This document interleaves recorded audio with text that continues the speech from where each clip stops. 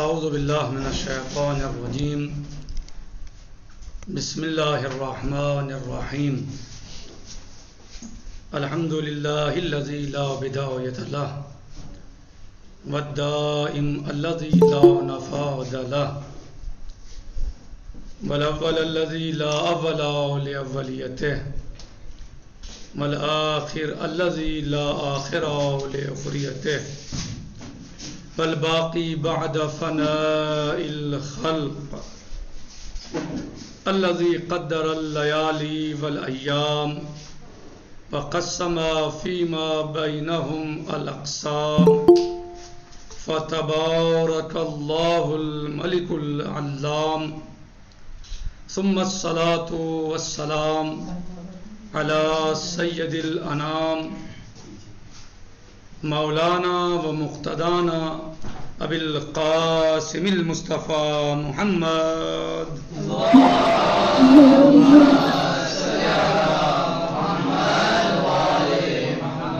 وعلى اہل بیتہ الطیبین الطاہرین المعصومین المظلومین ولعنۃ اللہ علی اعدائہم اجمعین من الآن الى قیام یوم الدین. اما بعد فقد قال الله الحكيم في كتابه العظيم وهو أصدق القائلين وقوله الحق. بسم الله الرحمن الرحيم فبما رحمة من الله لنت لهم ولو كنت فظا غليظ القلب لانفضوا من حولك فاعف عنهم واستغفر لهم وشاورهم في الأمر. صدق اللہ العلی العظیم وصدق رسولہ النبی الامین الکریم. اللہ عز و جل اپنے حبیب پیغمبر اعظم محمد مصطفیٰ صلی اللہ تعالی علیہ وسلم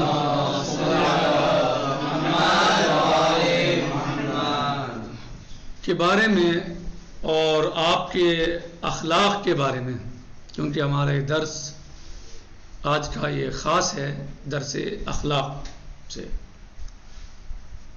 اخلاق کی اہمیت اور اس کی وقعت اور عظمت اور حیثیت کس قدر ہے، ہمیں سب سے پہلے یہی جان لینا ضروری ہے کہ اخلاق حسن کس قدر بلند درجے کی شے ہے. اخلاق حسن انسان کو کس منزل تک لے جاتا ہے، اور اخلاق حسن انسان کی دنیاوی اور اخروی معاملات اور امور میں کس حد تک مساعد اور مددگار ثابت ہوتا ہے. اور اچھا اخلاق انسان کو کس منزل تک لے جاتا ہے اور اس کے دنیاوی اور دینی امور میں کتنا معین اور مددگار ثابت ہوتا ہے. اور خود اس کو دین یعنی اخلاق حسن کا جو انسان مالک ہوتا ہے، جو با اخلاق ہوتا ہے، جس کا اخلاق اچھا ہوتا ہے، اس کو اچھے اخلاق کا دنیا اور دین آخرت میں کس درجہ فائدہ ہوتا ہے اور کس حد تک وہ کامیابیوں کی منزلوں تک اخلاق حسن کے ذریعے پہنچ جاتا ہے. یعنی اچھے سے اچھے اور بڑے سے بڑے اپنے مشن کو وہ بہت دور تک لے جا سکتا ہے اگر اس کا اخلاق اچھا ہے. بڑی اس کو کامیابیاں مل سکتی ہیں اگر اخلاق اچھا ہے. اگر اخلاق بہتر نہیں ہے، اچھا نہیں ہے، اخلاق کے اعتبار سے یہ انسان گرا ہوا ہے، کمزور ہے، اس کے اندر اخلاقی کمزوریاں پائی جاتی ہیں، تو وہ مشن اچھا لے کے چل رہا ہو، کامیابی اس تک نہیں پہنچے گی. یعنی یہ برا اخلاق اس کو کامیابی تک جانے میں بہت بڑی مقدار میں رکاوٹ بنے گا.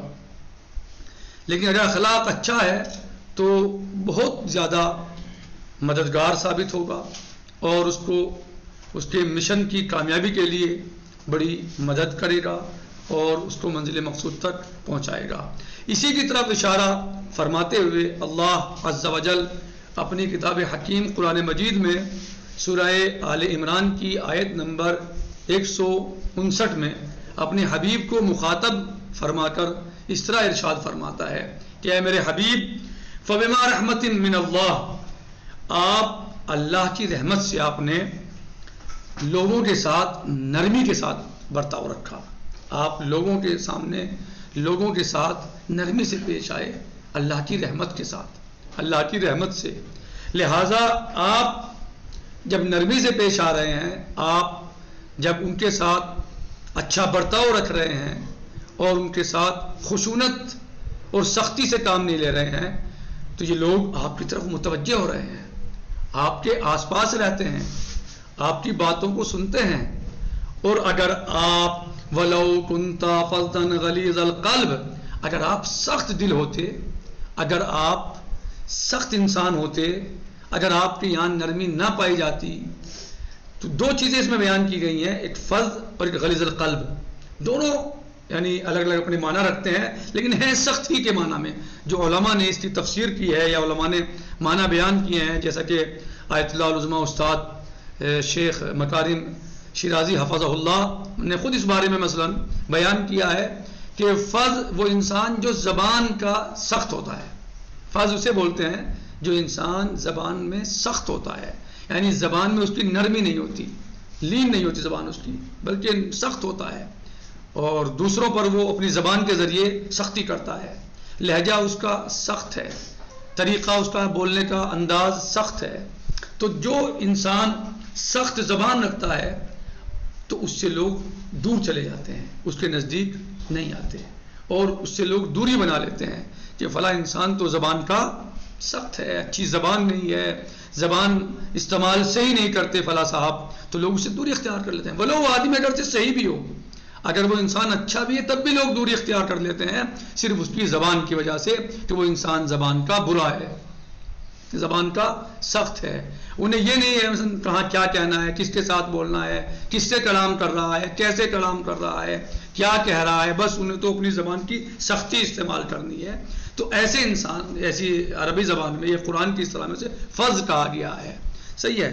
اور غلیظ القلب وہ انسان جو دل کا سخت ہوتا ہے، ایک انسان زبان کا سخت ہوتا ہے اور ایک انسان مثلا دل کا سخت ہوتا ہے، یا بعض انسان زبان کے بھی سخت ہوتے ہیں اور دل کے بھی سخت ہوتے ہیں، یعنی ان کے یہاں سختی ہی سختی پائی جاتی ہے۔ تو اگر انسان دل اور زبان دونوں کا سخت ہے، حتیٰ زبان کا سخت ہے یا دل کا سخت ہے، تو وہ انسان اپنے آپ کو یعنی کامیابی تک لے جانے میں بڑی دشواریاں محسوس کرے گا، اس کے سامنے بڑی دشواریاں آئیں گی، برخلاف اس شخص کے جو زبان کا بھی نرم ہے، جو دل کا بھی نرم ہے۔ جو انسان زبان اور دل دونوں کا نرم ہوتا ہے وہ بہت جلدی اپنے مشن میں کامیابی حاصل کر لیتا ہے۔ اس کو ہم اور آپ دنیاوی معاملات میں بھی دیکھتے ہیں، دنیاوی امور میں دیکھتے ہیں، اور ہم دیکھتے ہیں کہ جو لوگ نرم ہوتے ہیں وہ اپنے مقاصد کو کیسے جلدی سے حاصل کر لیتے ہیں، اور جو لوگ سخت ہوتے ہیں چاہے ان کے مقاصد اچھے ہوں، بہتر ہوں، بھلے ہوں، لیکن ان کو مقاصد حاصل کرنے میں بہت دیر لگ جاتی ہے۔ جیسے بتایا نا کہ جو انسان زبان کا سخت ہوتا ہے تو لوگ اس سے دور چلے جاتے ہیں، اور جب اس کی بات ہی نہیں سنیں گے لوگ تو پھر اس کی یعنی جو اس کا مشن ہے یا ہدف ہے تو وہ اپنے مشن یا ہدف تک کیسے پہنچے گا۔ تو لہٰذا زبان کا سخت انسان اپنے ہدف کو پہنچنے میں دشواری محسوس کرے گا اور دشواری اس کے سامنے آئے گی۔ اسی طریقے سے جو انسان دل کا سخت ہے وہ بھی جلدی سے کامیابی حاصل نہیں کر پائے گا۔ تو اسی لیے نبی اعظم حضرت محمد مصطفیٰ صلی اللہ علیہ وآلہ وسلم آپ نے لوگوں کے ساتھ اپنے آپ کو نرمی سے پیش کیا، بڑے بڑے مجرموں کو آپ نے معاف کر دیا، بڑے بڑے گنہگاروں کو آپ نے معاف فرما دیا، بڑے بڑے خطا کاروں کو آپ نے اپنی نرمی قلب اور نرمی زبان کے ذریعے آپ نے بڑے بڑے دشمنوں کو حتیٰ کہ معاف کر دیا اور معاف فرما دیا۔ تو لہٰذا اللہ عز و جل فرماتا ہے کہ اے میرے حبیب اللہ کی رحمت سے آپ کیونکہ نرم دل ہیں، نرم زبان ہے، آپ کا طریقہ نرم ہے، انداز نرم ہے، انداز آپ کا یعنی کشش رکھتا ہے، جاذبیت رکھتا ہے، آپ کی لہجہ آپ کی زبان میں جاذبیت اور کشش ہے، لہٰذا لوگ آپ کے قریب آتے ہیں، آپ کے قریب رہتے ہیں۔ اگر آپ ان کے ساتھ سختی زبان یا سختی دل استعمال کرتے تو یہ لوگ آپ کے پاس سے فرار ہو جاتے، چلے جاتے، آپ کے پاس نہ رہتے. اور جب آپ کے پاس ہی نہ رہتے تو ظاہر ہے پھر آپ کا مشن ہدف کیسے آگے بڑھتا. لہٰذا نبی پاک کے اس عمل پاک کی، نبی پاک صلی اللہ تعالی علیہ وسلم کے اس عمل پاک کی اللہ عز و جل نے تعریف کی ہے کہ آپ کا عمل، آپ کا لہجہ، آپ کا انداز، آپ کی گفتگو اور آپ کا دل بے حد نرم ہے میرے حبیب. یہی وجہ ہے کہ لوگ آپ کے قریب رہتے ہیں، لوگ آپ کے پاس رہتے ہیں، لوگ آپ سے ملتے ہیں، لوگ آپ کی بات کو سنتے ہیں. اور اگر آپ فظاً غلیظ القلب ہوتے، آپ کا دل سخت ہوتا یا آپ کی زبان سخت ہوتی تو پھر یہ لوگ آپ کے پاس نہ آتے، نہ رہتے، بلکہ چلے جاتے. اور اگر لوگ چلے جائیں کسی کے پاس سے تو ظاہر ہے پھر وہ اپنا مشن یا اپنی بات کیسے پہنچائے گا. لہٰذا اگر آپ کو، ہمیں یعنی خود ہمیں بھی اگر اپنی بات پہنچانا ہے، لوگوں کو اس اپنے فکر اور رائے سے آشنا کرنا ہے اور لوگوں کو اپنی طرف مائل کرنا ہے تو ہمیں قرآن کریم کے اس فرمان اور اس آیت شریفہ کی طرف اور نبی پاک کے اخلاق اور کردار اور آپ کے انداز اور طریقے کو اپنانا ہوگا. اگر آج بھی ہم چاہتے ہیں کہ اسلام آگے بڑھے، دین آگے بڑھے، مذہب آگے بڑھے، انسانیت آگے بڑھے تو ہمیں سب سے پہلا کام یہ کرنا ہوگا کہ اپنی زبان کو قابو میں رکھنا ہوگا، اپنی زبان کو نرمی کے ساتھ استعمال کرنا ہوگا، اپنے دل کو نرم کرنا ہوگا. اگر کوئی آپ کو برا بھی کہہ رہا ہے تو آپ اسے، یہ نہیں کہ آپ اس کے برا کہنے کے بدلے میں آپ اس کو مثلا جو ہے وہ اس سے بڑے طریقے پر یا بڑے پیمانے پر اسے برا کہیں یا اس کے عیوب کو بیان کریں، نہیں، بلکہ آپ اسے نرمی کے ساتھ اپنے ارادوں سے مطمئن کر سکتے ہیں. دل کی نرمی کے ساتھ، زبان کی نرمی کے ساتھ آپ اس کو اپنے ارادوں سے آشنا کریں، آگاہ کریں. اور اگر وہ برائی کر بھی رہا ہے تو اس کے اوپر چھوڑ دیں کہ وہ جانے، اللہ جانے، آپ کے اندر وہ برائی نہیں پائی جاتی ہے. لیکن اگر آپ اس کو فوراً سزا دینے کی کوشش کریں گے، فوراً اس کے اوپر عقاب و عذاب کرنے کی کوشش کریں گے تو ظاہر ہے کہ لوگ پھر آپ سے یعنی دور ہو جائیں گے. بلکہ سب سے بہترین عمل جو ہے وہ معاف کر دینا ہے. سب سے بہترین شجاعت، سب سے بڑی بہادری معاف کر دینا ہے. آپ قدرت رکھتے ہیں، طاقت رکھتے ہیں، پھر آپ معاف کر دیں. جیسے کہ مولا متقیان امیر المومنین علیہ السلام نے بھی فرمایا ہے اس بات کو کہ معاف کر دینا جو ہے سب سے بڑی بہادری ہے. مثلا یا قدرت، یعنی مفہوم حدیث و فرمان یہی ہے آپ کا کہ طاقت اور قدرت ہونے کے بعد بھی نہج البلاغہ میں موجود ہے کسی کو معاف کر دینا. صحیح. تو نرم لہجہ، نرم زبان انسان کو اور اخلاق حسن انسان کو بہت آگے لے جاتا ہے. یہ باتیں صرف کرنے کے لیے نہیں ہیں، یعنی قرآن کریم کی آیات یا قرآن کریم کی فرامین صرف پڑھنے کے لیے نہیں ہے کہ صرف پڑھا ثواب کی نیت سے اور بس بات ختم ہو گئی. نہیں، ثواب تو آپ کو ملنا ہے. جب آپ اس کی تلاوت کریں گے اللہ کے لیے تو ثواب آپ کو ملے گا. لیکن قرآن کریم دستور حیات ہے، زندگی اور آپ کے روزانہ کے معاملات کے لیے وہ مشعل راہ ہے کہ آپ کیسے آگے بڑھیں، کیسے کریں، کیا آپ کو رہنا ہے، کیسے رہنا ہے، کیسے آپ کو لوگوں سے ملنا ہے، کیسے بات کرنی ہے، کیسے آپ کو دنیا میں اعمال انجام دینے ہیں. سب آپ کی زندگی کے لیے مشعل راہ ہے قرآن کریم. اور اخلاق حسن کے بارے میں قرآن کریم نے ابھی آپ نے دیکھا اس آیت شریفہ میں کہ اپنے نبی کی کس حد تک تعریف کی اللہ عز و جل نے، کیسے تعریف فرمائی ہے. اور دوسرے مقام پر سورہ قلم میں اللہ سبحانہ و تعالیٰ اپنے حبیب کے لیے ارشاد فرماتا ہے بسم اللہ الرحمن الرحیم انک لعلی خلق عظیم. اے میرے حبیب، یہ لوگ آپ کو کیا کہہ رہے ہیں، یہ لوگ آپ کے بارے میں کیا سوچ رکھتے ہیں، وہ چھوڑیے، وہ ایک طرف ہے. لیکن آپ کا جو اخلاق ہے، آپ بلند اخلاق پر فائز ہیں، آپ اخلاق کے بلند ترین درجے پر فائز ہیں. آپ کی مثال کوئی دنیا میں نظر نہیں آتی. یقیناً اخلاق حسن ہم سب کو اختیار کرنا ہے کیونکہ ہم سب قرآن کریم کے پیروکار ہیں. ہم سب نبی پاک محمد مصطفیٰ صلی اللہ تعالی علیہ وسلم کے پیروکار ہیں اور ان کے ماننے والے ہیں، وہ ہمارے رہبر ہیں. تو ہمیں ان کے اخلاق کو اپنانا ہے اور صرف زبان سے نہیں بلکہ ہمیں اپنے کردار سے ان کے اخلاق کو اپنانا ہے. کتنے مقامات پر نبی پاک صلی اللہ علیہ وسلم نے، اہل بیت اطہار علیہ السلام نے اخلاق حسن کی طرف انسانوں کو، مومنین کو، مسلمانوں کو، امت مسلمہ کو، لوگوں کو باقاعدہ رغبت دلائی ہے اور اخلاق حسن کے فضائل بیان کیے ہیں. یہاں تک کہ نبی پاک حضرت محمد مصطفیٰ صلی اللہ علیہ وسلم ارشاد فرماتے ہیں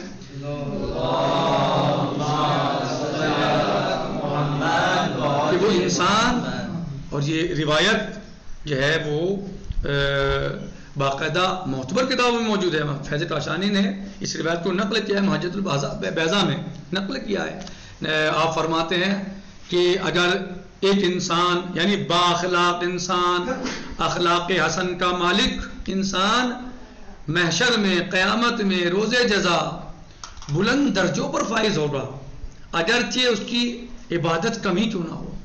یعنی عبادت کم سے مراد یہ نہیں کہ وہ عبادت کرتا ہی نہیں تھا، نہیں، واجبات کو ادا کرنا ضروری ہے. واجبات کو ادا کرنا سب سے پہلا کام ہے. جو اللہ نے واجب کیا ہے اس کو ادا کرنا سب سے پہلا کام اور ضروری کام ہے. لیکن واجبات کو ادا کرنے کے بعد نہیں وہ 2 گھنٹے مسجد میں بیٹھتا تھا، نہیں وہ ہر وقت اللہ اللہ کرتا تھا زبان سے، نہیں مثلا وہ جو ہے ہر وقت اللہ اکبر سبحان اللہ الحمدللہ زبان سے کہتا رہتا تھا استغفر اللہ، نہیں، بلکہ واجبات کو انجام دینے کے بعد وہ لوگوں کے ساتھ اچھا برتاؤ رکھتا تھا، اچھے برتاؤ کے ساتھ پیش آتا تھا، اچھا برتاؤ کرتا تھا لوگوں کے ساتھ. تو نبی پاک صلی اللہ علیہ وسلم فرماتے ہیں کہ ایسا انسان قیامت کے دن روز جزا یا روز محشر وہ انسان بلند ترین درجے پر ہوگا، اگرچہ اس کی عبادت کم ہی کیوں نہ ہو. یعنی یہ کس کی برکت ہے؟ اخلاق حسن کی برکت ہے، اچھے اخلاق کی برکت ہے. یعنی ضروری نہیں ہے کہ انسان مسجد میں اپنے 5 گھنٹے گزارے، 4 گھنٹے گزارے، 2 گھنٹے گزارے، سجدے میں سبحان اللہ الحمدللہ الحمدللہ اللہ اکبر شکر للہ کر رہا ہے، اور جب سجدے سر اٹھایا اور باہر آیا تو اس نے اپنا وہ عمل شروع کر دیا جو سجدوں کے خلاف تھا، جو نماز کے خلاف تھا، جو عبادت اور اطاعت کے خلاف تھا. اس لیے کہ اللہ کی اطاعت اور عبادت اور بالخصوص نماز کے بارے میں اللہ سبحانہ وتعالیٰ قرآن مجید میں کیا ارشاد فرماتا ہے؟ بسم اللہ الرحمن الرحیم ان الصلاۃ تنہی عن الفحشاء والمنکر. نماز برائیوں سے روکتی ہے. تو اگر نماز برائیوں سے روکتی ہے اور یہ انسان سجدے کر کے آیا ہے، رکوع کر کے آیا ہے، قیام کیا ہے، نماز ادا کی ہے، اور اب نماز کے آنے کے بعد باہر آیا ہے تو اس نے وہ کام انجام دیے جو اسے نہیں کرنے چاہیے تھے، جو نماز کے خلاف ہیں. صحیح. تو عبادت تھوڑی ہو، عبادت چاہے تھوڑی ہی ہو، عبادت چاہے مختصر ہی ہو، چاہے واجبات پر ہی اکتفا کیا جائے، لیکن اخلاق حسن سے انسان کو نہیں ہٹنا ہے. اگر عبادت بہت زیادہ ہے، سجدے لمبے ہیں، قنوت لمبے ہیں، قیام لمبے ہیں، رکوع لمبے ہیں، ذکر لمبا ہے، صحیح، لیکن اخلاق اچھا نہیں ہے، تو اس کا اخلاق اسے اس کی عبادت کیا فائدہ پہنچائے گی؟ اگر اخلاق اچھا نہیں ہے تو اس کا عبادت یقیناً اس کو کوئی فائدہ پہنچانے والی نہیں ہے. کیونکہ نماز کے لیے قرآن خود وضاحت کے ساتھ فرماتا ہے اللہ سبحانہ وتعالیٰ قرآن مجید میں ان الصلاۃ تنہی عن الفحشاء والمنکر. اور نماز پڑھنے کے بعد پھر برائی انجام دے رہا ہے انسان، تو گویا نماز اس کی قابل قبول ہی نہیں ہے، نماز اس نے پڑھی ہی نہیں ہے. صحیح. لہٰذا اگر نمازی ہے، عبادت کر رہا ہے، تو اس کی زبان بھی اچھی ہونی چاہیے، اس کا دل بھی اچھا ہونا چاہیے، اس کا طریقہ بھی اچھا ہونا چاہیے، اس کا انداز بھی اچھا ہونا چاہیے، نرم ہونا چاہیے، لہجہ نرم ہونا چاہیے، زبان میں نرمی ہونی چاہیے، دل اس کا نرم ہونا چاہیے. دل نرم یعنی لوگوں کی غلطیوں سے درگزر کرے. جی اگر انسان نمازی ہے، واقعاً انسان یہ سوچ رہا ہے کہ میں اللہ کی عبادت کر رہا ہوں، تو واقعاً اس کا دل جو ہے نرم ہونا چاہیے، اس کی زبان نرم ہونی چاہیے، لوگوں کی چھوٹی چھوٹی غلطیوں پہ اس کو نہیں متوجہ ہونا چاہیے. ہاں اصلاح کے لیے کوئی مشکل نہیں ہے، لیکن اگر ارادہ کچھ اور ہے تو ایسا نہیں ہونا چاہیے، بلکہ درگزر ہونی چاہیے، معاف کر دینا چاہیے غلطی بھی ہے. نرم دل جو ہے اور اخلاق کا اچھا ہونا عبادات سے بھی بہتر ہو جاتا ہے جب انسان واجبات کو انجام دینے کے بعد اچھے اخلاق سے دنیا میں رہے. ایک انسان مستحبات کو ادا کر رہا ہے، خوب ادا کر رہا ہے، یہ اخلاق اچھا نہیں ہے تو اس کا فائدہ یقیناً اس کا کوئی خاص نتیجہ اور کوئی خاص فائدہ نہیں ہے. دوسرے مقام پہ خود نبی پاک حضرت محمد مصطفیٰ صلی اللہ علیہ وسلم ارشاد فرماتے ہیں ما من شيء اثقل في الميزان من خلق حسن. کوئی بھی چیز جب اعمال تولے جائیں گے، اور ظاہر ہے ترازو ایسی نہیں جیسے ہمارے یہاں ترازو ہوتی ہے یا مثلا جس پہ ہم وزن کرتے ہیں چیزوں کا، جو اعمال تولنے کا جو میزان ہے، جب اعمال تولے جائیں گے اعمال کا وزن کیا جائے گا تو آپ فرماتے ہیں کہ کوئی چیز اخلاق حسن سے زیادہ وزنی نہیں ہوگی. سب سے زیادہ وزن کس کا ہوگا؟ اخلاق حسن کا. تو اخلاق حسن ایک عظیم شے ہے، ایک بہترین شے ہے کہ جو انسان کو دنیا اور دین دونوں میں اچھا بنا سکتی ہے اور بناتی ہے. لہذا سب سے بہترین چیز اخلاق حسن ہے.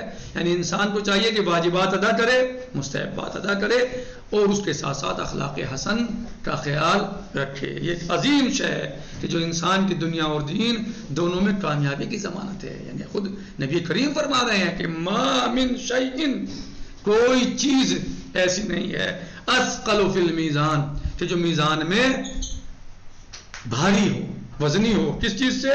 من خلق حسن، اخلاق حسن سے، خلق حسن سے کوئی چیز وزنی اور بھاری نہیں ہوگی. اس کے بعد آپ فرماتے ہیں کہ اول ما یوضع فی میزان العبد یوم القیامہ حسن خلقہ.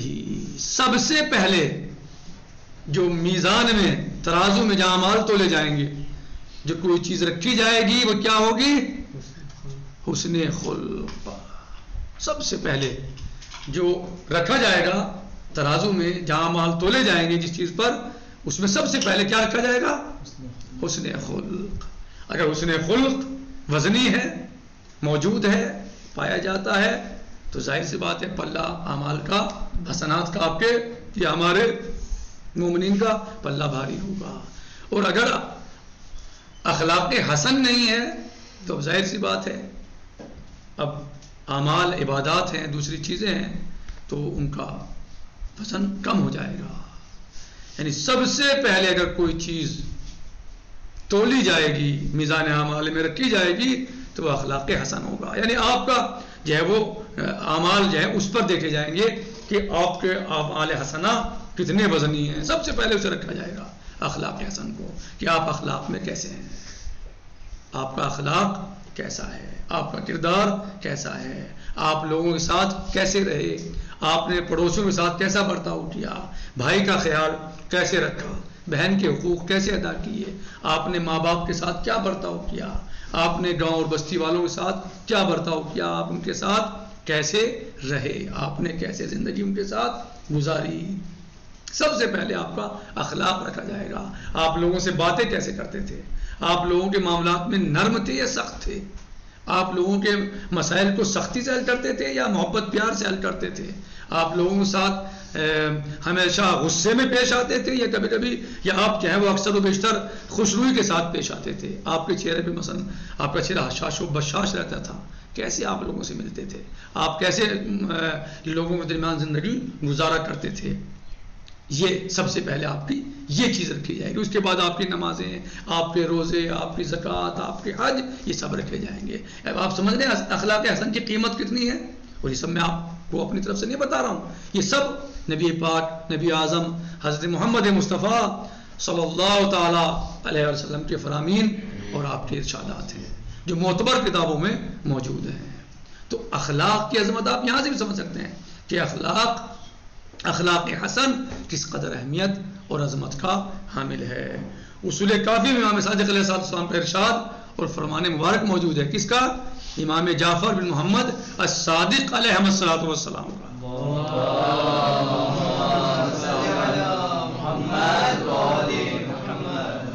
آپ فرماتے ہیں ان اللہ تبارک و تعالی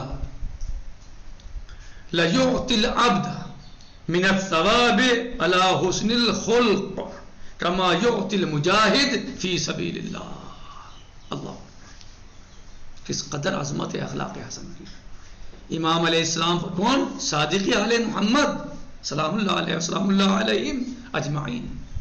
آپ فرماتے ہیں کہ اللہ عز و جل اپنے بندے کو اخلاق حسن پر ایسا ثواب عطا فرمائے گا، ایسا اجر عطا فرمائے گا، وہ اجر عطا فرمائے گا کہ جو وہ مجاہدین کو عطا فرمائے گا. کون سا اجر عطا فرمائے گا؟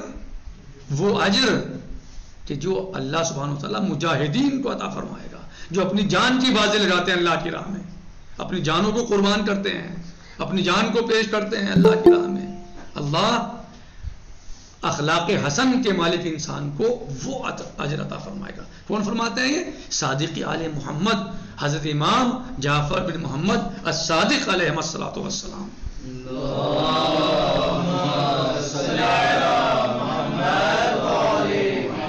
کتنا عظیم ہے اخلاق حسن۔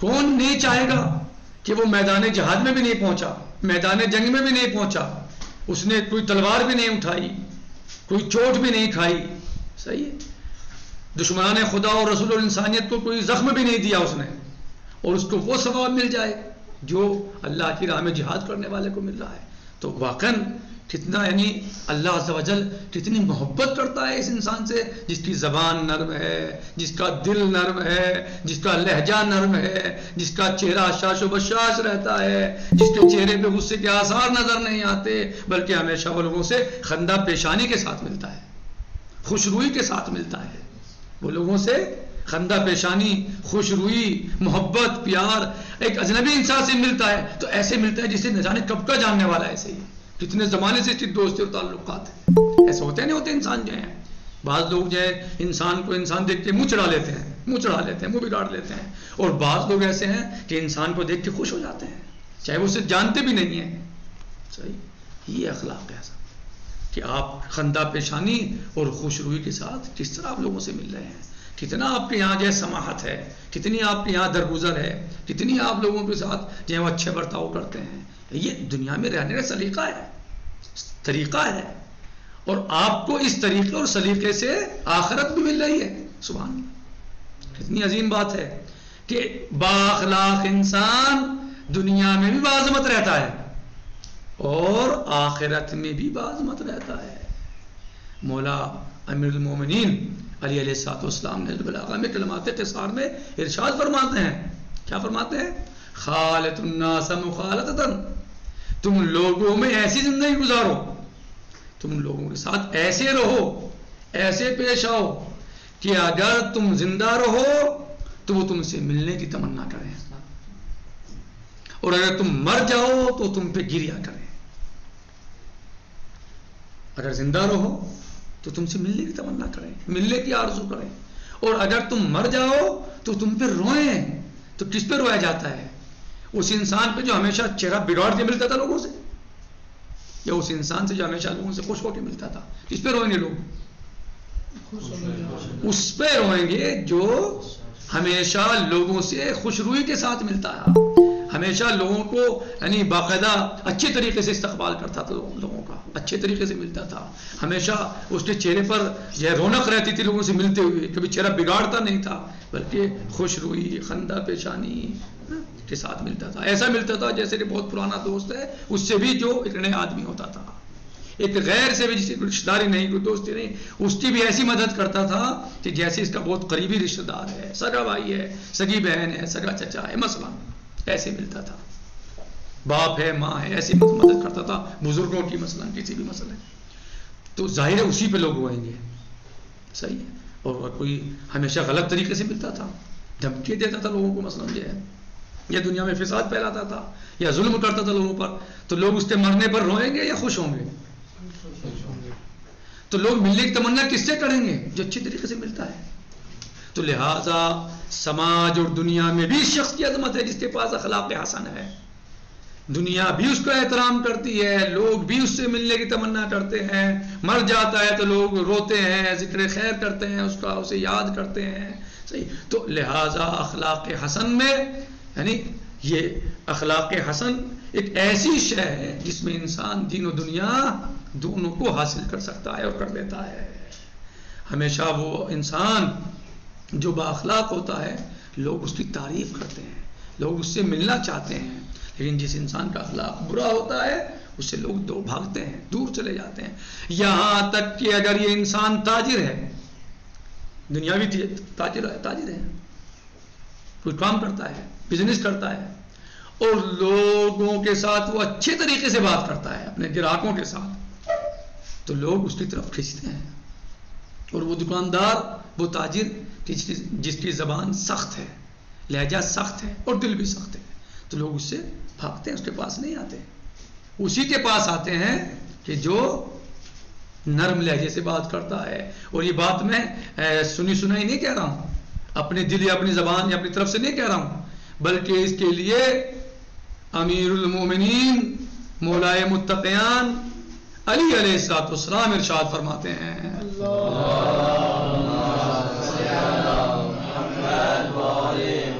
یعنی جس انسان کا لہجہ زبان اچھی ہوتی ہے، اخلاق اچھا ہوتا ہے، لوگ اس کی طرف کھنچتے ہیں، چاہے وہ تاجر ہے چاہے وہ کوئی بھی کام کرتا ہے، لوگ اسے پسند کرتے ہیں. آپ کیا فرماتے ہیں؟ کتاب کا نام غرر الحکم، غرر الحکم. آپ فرماتے ہیں فی سعۃ الاخلاق، فی سعۃ الاخلاق کنوز الارزاق. کیا؟ فی سعۃ الاخلاق کنوز الارزاق، یعنی اخلاق کی وسعت و کشادگی میں کیا ہے؟ رزق کے خزانے ہیں. کنوز الارزاق، خزانے ہیں، رزق پایا جاتا ہے اس میں. یا جس انسان کا اخلاق اچھا ہے اس کے اس اخلاق کے حسن میں کیا پوشیدہ ہے؟ کیا پایا جاتا ہے؟ رزق پایا جاتا ہے. یعنی اگر وہ اچھا دکاندار ہے، اچھا تاجر ہے، اخلاق کے حسن اس کے یہاں پایا جاتا ہے، اس کے یہاں اخلاق اچھا ہے، زبان کا نرم ہے، دل کا نرم ہے، تو لوگ زیادہ سے زیادہ اس کے یہاں کھنچ کے آئیں گے. صحیح؟ تو جب لوگ کھنچ کے آئیں گے، گراہک زیادہ ہوں گے، جی فروخت اس کے یہاں زیادہ ہوگا مال، تو پیسہ زیادہ آئے گا نا. مال جتنا زیادہ بکے گا اتنی زیادہ جو ہے وہ اس کو پیسہ آئے گا، جتنا پیسہ آئے گا اتنی مالداری بڑھے گی اس کی. اور یہ ایک پہلو رہا. دوسرا پہلو یہ ہے کہ انسان جب کسی، یعنی یہ پہلو بھی اس کا ہو سکتا ہے کہ جب انسان نرم دلی سے، نرم لہجے سے کسی کے پاس آتا ہے، کسی سے ملتا ہے، مدد کرتا ہے لوگوں کی، تو لوگ چاہے زبان سے دعائیں دیں نہ دیں، ان کا دل اس کو دعائیں دیتا ہے. صحیح؟ دل دعائیں دیتا ہے. یعنی مولا کے کلام کا یہ پہلو بھی اس میں ہو سکتا ہے. دل دعائیں دیتے ہیں، دل دعائیں دیتے ہیں. یعنی اور انسان وہ خود بھی دعا دے گا، کبھی تو دعا دے گا کہ فلاں انسان فلاں مصیبت کے وقت میرے کام آیا تھا، میری مدد کی تھی، اللہ اس کا اجر عظیم دے، اللہ اس کا بھلا کرے، مثلا اللہ اس کو مثلا نعمتوں سے برکتوں سے نوازے. تو خود یعنی یہ دعا اس کے رزق میں وسعت کا سبب بن سکتی ہے. اور پھر یہ انسان اللہ کے مخلوق پہ رحم کر رہا ہے. کس پر؟ اللہ کی مخلوق پر، جو عظیم ترین اشرف مخلوقات ہے انسان، اس پر رحم کر رہا ہے. تو ظاہر ہے جب یہ انسان اللہ کی اس مخلوق پر رحم کر رہا ہے تو کیا اللہ اس پر رحم نہیں فرمائے گا کہ یہ اس کی مخلوق پر رحم کر رہا ہے؟ تو ظاہر ہے اللہ اپنے بندوں سے بہت محبت فرماتا ہے، بے حد محبت کرتا ہے. تو لہٰذا اللہ اس اجر کی اس محبت اور اس مدد کے بدلے اپنے اس بندے کو کیا دے دے، اللہ ہی جانتا ہے. تو لہٰذا حسن اخلاق یعنی فی سعۃ الاخلاق کنوز الارزاق، یعنی اخلاق کی وسعت اور کشادگی اور حسن خلق میں کیا ہے؟ ارزاق کے خزانے ہیں، رزق پوشیدہ ہے، رزق موجود ہے، رزق ہے.